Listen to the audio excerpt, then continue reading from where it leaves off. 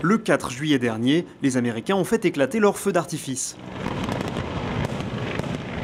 Bravo, super! 10 jours plus tard, c'est à notre tour, puisque Révolution, prise de la Bastille, etc. Pourquoi d'ailleurs tirer des feux d'artifice? Louis XIV adorait, la noblesse adorait, et au 19e siècle, tout le monde s'est mis à adorer. Mais comment ça marche? Un feu d'artifice, c'est un objet très simple, dans lequel il se produit une réaction chimique pas trop compliquée. 2 éléments composent un feu d'artifice, c'est tout. Enfin, pas tout à fait, mais ce sont les éléments de base. D'abord, de la poudre noire, ça vous connaissez. Dès que quelque chose explose ou tire, en général, il est question de poudre noire, ou d'un dérivé. La composition de cette poudre change avec l'effet désiré. Par exemple, en ajoutant du perchlorate de potassium, on obtient un effet explosif plutôt sympa.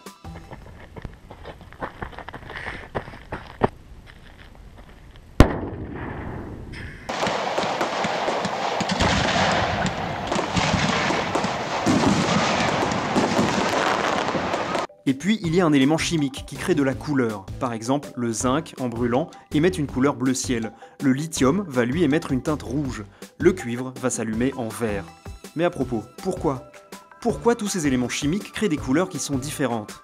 En fait, tout se passe au niveau moléculaire. En brûlant, les molécules de chlorure de cuivre, par exemple, émettent des photons, donc de la lumière.